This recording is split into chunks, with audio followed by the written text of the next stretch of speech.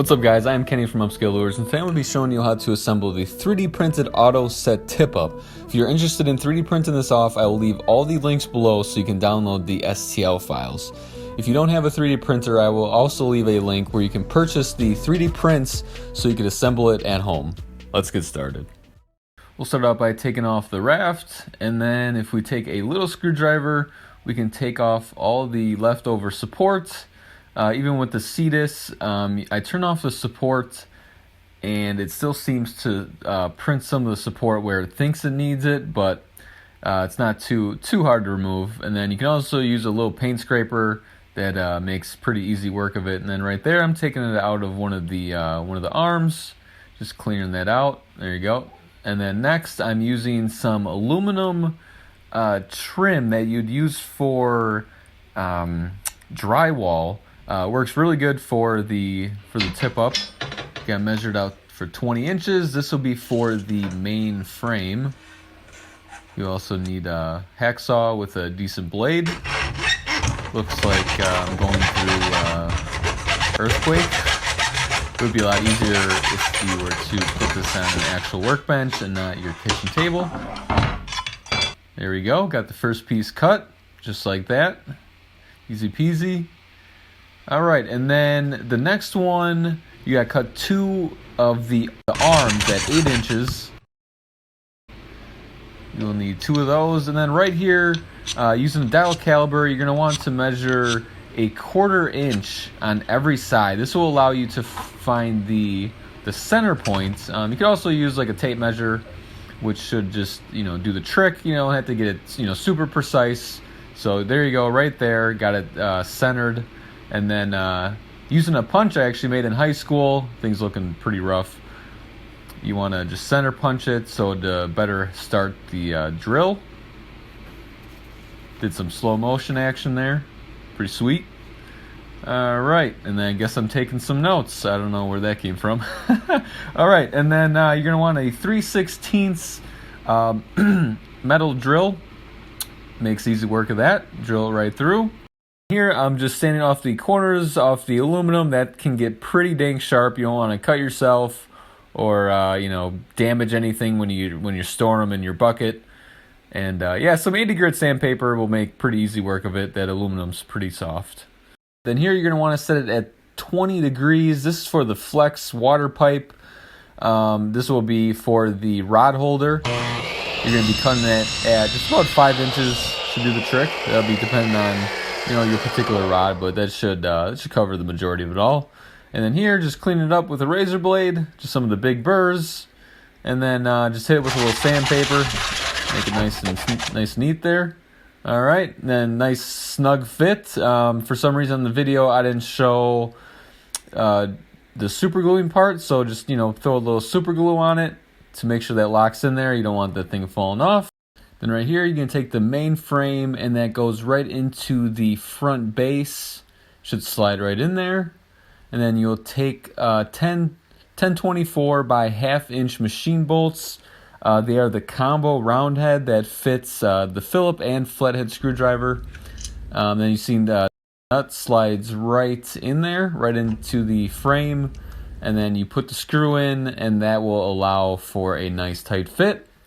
And then that is the back base.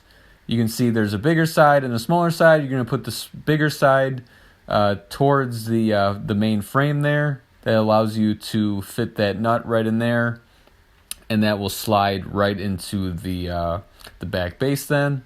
As you can see, I'm tightening that up. The thing's locked on tight. All right, next are the arms. You're going to take the 832 by 1 inch and 1/4. You're going to need two of those.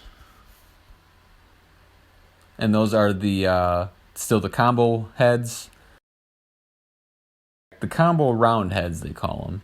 That'll fit the Phillips head and the flathead, which would be nice that if you need to adjust them, that you'll be able to do so with a common screwdriver. All right, you're just going to get everything tightened up, get the screws in there. The nuts go on the bottom. And those are recessed, so they won't be shouldn't get wet. Less chance of getting rusty. We can't forget about the left and right support arms. We want to slide those right on, flip it over, and those are the same size bolts as the front and back base. We'll get those popped right in there, slide right in. All right, we'll get that one tightened up. And these will help support it when the rod goes off so it doesn't tip over. All right, get that nice and tight. All right, perfect. Ready to rock. Next, we got a 3/16 by 1.5" eye bolt. Actually, right there, I'm using a 2.5 inch. I think that's all I had at the time. As you can see, yeah, it's a little bit long there, so you're definitely gonna want to stick with the 1.5 inch, and that should work just fine. So, yep, just screw it right on, get it nice and tight. All right, next we're gonna work on the trigger assembly. This is gonna require the most amount of tweaking and just fine tuning to get this to work right. Right now, we will start with the split ring. We'll start with some thicker wire. I actually use these for making bucktails, but if you find any decently thick wire, I think about 60,000 should do the trick. I'm just wrapping that around a screwdriver and then clipping it off. I wrapped it around probably 2 or 3 times. That should be plenty. Could also probably buy like a split ring, something similar to that style. There you go. Just clipping it onto the eyelet. And then here we go with the start of the trigger. That is about 12 inches long I use, which this could vary depending on the fishing rod that you are using. So it's going to all depend. But I'll give you the basics, how to make it, the basic form. So right there, I'm just kind of starting off by bending it in half.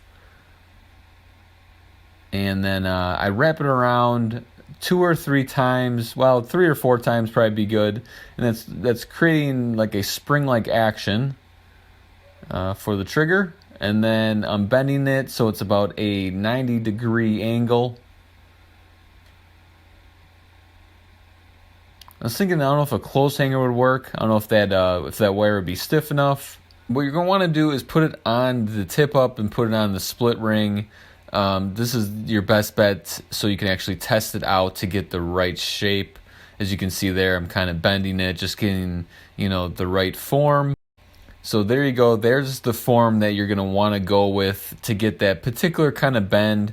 And like I said, you're going to have to probably adjust that, which the area you're going to have to adjust is probably right there. If you push it up or down, that's going to allow that to be released out of the eyelet hole of your fishing rod. All right, so right here I'm marking that at 1 inch. That is on the other side of the trigger. This is to create the little line holder. All right, you guys can see there that I bent the line over.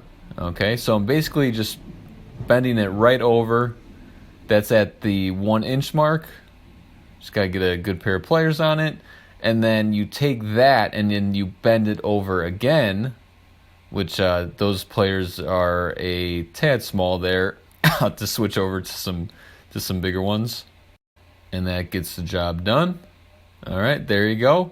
And that little loop will hold the line. Let's put this thing together here. So we'll get that thing back on the split ring. All right. There you go. See, so that goes right into the eyelet of the fishing rod, and then you bring the line out on the line holder, which that will be right above the ice fishing hole. And so this is where you're going to want to adjust it. Like that looks a little tough. Like it should be a little more sensitive than that. But, not too bad. If you got a big old pike, that'll definitely set it off. But if you're, I like to fish for perch with these things. You're going to want it like a hair trigger, have that thing pretty sensitive. And make sure if you do that, don't have a hook on the other end because it will slam right into your hand. That would not be good. There you go, guys. That is how to assemble a 3D printed auto set tip up. All right, guys. So if you want the STL files, they will be in the description below. And where to find all the supplies that you need to build this thing will also be in the description below. I will leave all the links for you so you guys can get it done. If you like the video, make sure to give it a thumbs up. And if you haven't subscribed yet, make sure to subscribe. I put out a new video every single week about fishing, 3D printing, and design. I think you guys will really enjoy it, especially if you enjoyed this video. All right, guys. Thanks again for watching, and I'll see you next time. All right, definitely went off though. Oh, there's something on there.